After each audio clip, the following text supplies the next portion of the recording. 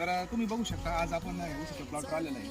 तर शेतकऱ्यांचं म्हणणं आहे की इथं सगळे काही गोष्टी केलेल्या आहेत तरी पण डिफिशियन्सी काय आहे? तर याचं मुख्य कारण असतं की तुम्ही मायक्रोन्युट्रियनचं मॅनेजमेंट नसतं. तर शेतकरी काय होतं की NPK टाकतोय, 15-15 टाकतोय, 19-19 टाकतोय, युरिया टाकतोय किंवा सिंगल सुपर फॉस्फेट टाकतोय. पण शेतकऱ्याचा मायक्रोन्युट्रियनकडे जास्त कल नसतो.